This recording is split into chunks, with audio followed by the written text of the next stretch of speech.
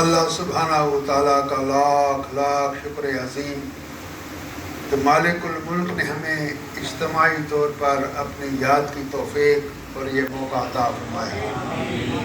لاکھوں کروڑوں درود و سلام آقا دو جہاں محمد مصطفیٰ صلی اللہ علیہ وآلہ وسلم کی ذات اقدس پر جن کے طفیل مالک الملک نے یہ کرم نوازی فرمائی۔ اللہ سبحانہ و تعالیٰ کا قرآن حکیم میں ارشاد ہے، اعوذ باللہ من الشیطان الرجیم، بسم اللہ الرحمن الرحیم، ادعونی فاستجب لکم، صدق اللہ مولانا العظیم۔ عزیزان گرامی، اللہ سبحانہ و تعالیٰ نے اس تمام کائنات کو تخلیق فرمایا اور انسان کو تخلیق فرمایا اور اشرف المخلوقات کا اس کو اعزاز بخشا۔ تمام جتنی بھی چیزیں اللہ سبحانہ و تعالیٰ نے تخلیق فرمائی ہیں ان کی تقدیر اللہ نے لکھ دی ہے، لیکن انسان کو اللہ تعالیٰ نے یہ اختیار دیا ہے کہ اگر تم دعا کرو گے تو میں اس کو قبول کروں گا اور تمہاری جو تقدیر میں نے لکھ دی ہے اس کو بھی تبدیل کر دوں گا۔ دنیا میں واحد ایک چیز ہے، یہ اختیار اللہ تعالیٰ نے انسان کو دیا ہے اور کسی چیز مخلوق کے پاس یہ اختیار نہیں ہے۔ جس وقت آپ دعا کرتے ہیں تو تقدیر جو بدلتی ہے وہ دعاؤں سے بدلتی ہے۔ جمعرات کی محفل ہو، عرس 11 شریف ہو، میلاد کی تقریب ہو یا سالانہ کہیں عرس مبارک ہو، کسی قسم کا بھی کوئی اجتماع ہو تو اس کا مقصد صرف ایک ہوتا ہے کہ دعا کی جائے۔ یہ جو اجتماعی دعا ہوتی ہے اس میں 40 آدمی مل کر جو دعا کر دیں وہ اللہ کی بارگاہ میں منظور اور مقبول ہو، وہ دعا رد نہیں کی جاتی۔ اور ان میں کچھ ایسے جو 40 آدمی بیٹھے ہیں ان میں کوئی ایسا اللہ کا مقرب بندہ بیٹھا ہوتا ہے جس کی دعا کو اللہ رد نہیں کرتا اس کے وسیلے سے۔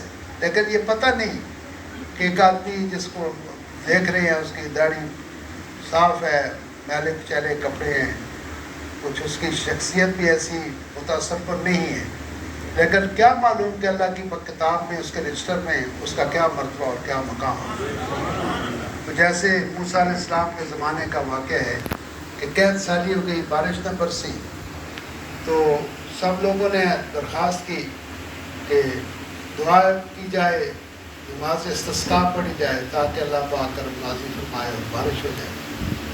تو موسیٰ علیہ السلام نے پہلے اپنے طور پر دعا کی، اللہ نے کہا نہیں، میں یہ قبول نہیں کروں گا جب تک وہ فلاں گلی میں فلاں بازار میں کسائی ہے وہ دعا کرے گا تو میں قبول کروں۔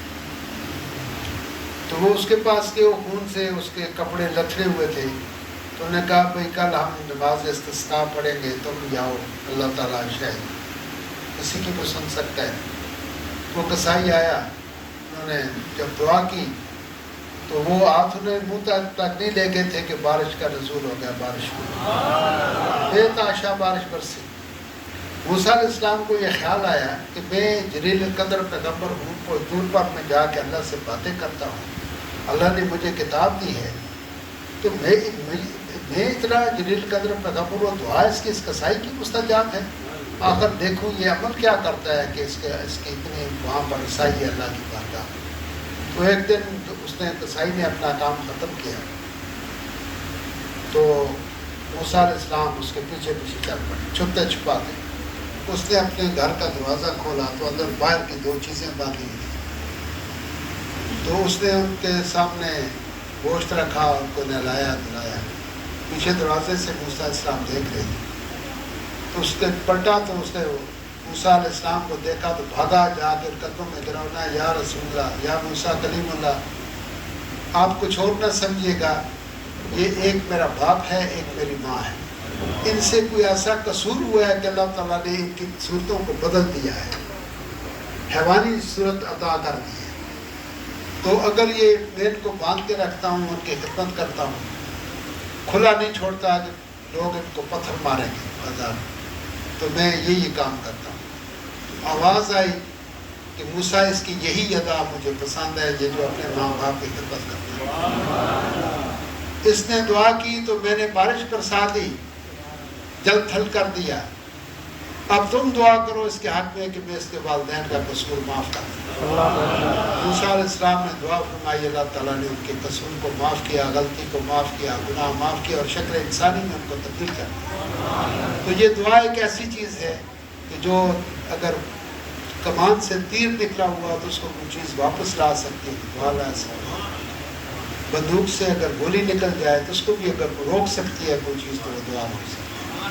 اس لیے ہم تو ویسے بھی غریب مسکین عاجز لوگ ہیں، اللہ کے سوا تو ہمارا کوئی در نہیں، کوئی گھر نہیں، کوئی آسرا نہیں۔ کسی کا کوئی آئی جی ہوتا ہے، کسی کا ڈی ایس پی ہوتا ہے، کسی کا پولیس فوج کا بڑا اعلیٰ افسر چیف آف آرمی اسٹاف ہوتا ہے، کسی کا پی ایم این اے ہوتا ہے، کسی کا پرائم منسٹر کے ساتھ قریبی تعلق ہوتا ہے۔ ہمارا تعلق اپنے رب کے ساتھ ہے، اور اس کے لیے کچھ شرائط ہیں جن کو آپ ہمیشہ پیش نظر رکھیں اور ان پر عمل بھی کریں۔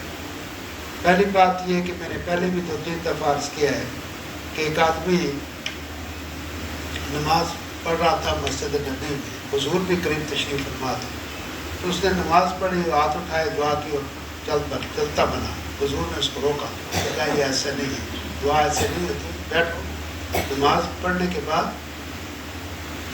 تھوڑا اللہ کا ذکر کرو اور پھر مجھ پر درود پاک کا نذرانہ بھیجو، پھر دعا کرو، وہ دعا قبول ہو۔ اسی لیے ہم لوگ ہر درگاہ پہ جہاں بھی آپ جائیں گے دیکھیں گے وہاں اللہ کا ذکر ہوتا ہے، اس کے بعد دعا ہوتی ہے۔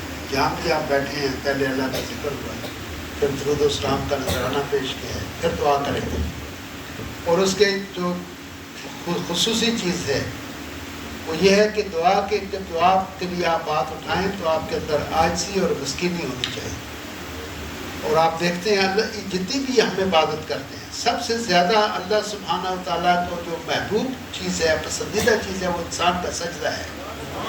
انسان کسی کے سامنے جھکتا نہیں، جھکتا ہے تو رب کریم کے سامنے جھکتا ہے، اور اس کا یہ جو سر اس زمین پر رکھتا ہے، ہاتھ دونوں وہ زمین پر رکھتا ہے، اور جو بھی فتنہ فطور جو کچھ بھی ہے اس دماغ کے اندر ہوتا ہے۔ جب دماغ ہی اس کی چوکٹ پہ رکھ دیا، اس کی بارگاہ میں جھکا دیا تو باقی رہ کیا گیا؟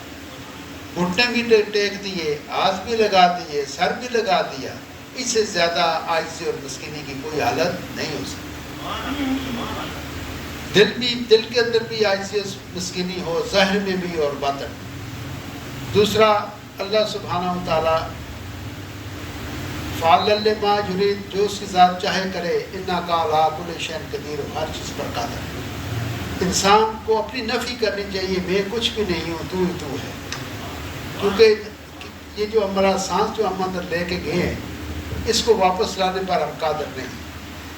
ہماری بینائی کمزور ہو گئی ہے، آپ چشمہ پہنتے ہیں، ہم اس کو واپس لانے کے قابل نہیں ہیں کہ ہم اپنی بینائی کو، نظر کو واپس لے آئیں یا برقرار رکھیں اپنی جگہ پر۔ داڑھی سفید ہو گئی ہے، میری بھی، شبیر صاحب بھی، اس پر ہم قادر نہیں ہیں کہ ہم اس کو کالی رکھیں۔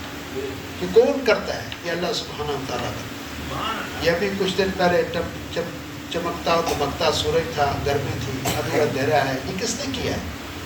یہ سب اللہ سبحانہ و تعالیٰ نے کیا۔ ایک آج دن کو بھی مسجد جا رہا تھا کہ ایک درخت تھا میرے ساتھ، میرا ایک خلیفہ تھا، اس کے ساتھ بیچ کے وہ کچھ فروٹ سا لگا ہوا تھا، تو میں نے کہا دیکھو جنید، یہ ایک درخت ہے اور اس کے ساتھ اتنا بڑا وہ بیج کا پودا لٹک رہا ہے، اس ایک کے اندر کوئی 100 دانہ ہوگا، اور اگر سارے دانوں کاؤنٹ کریں تو کوئی 1000-2000 درخت اس میں سے مزید پیدا ہو سکتا ہے۔ یہ کون کرتا ہے؟ یہ اللہ تعالیٰ کرتا ہے۔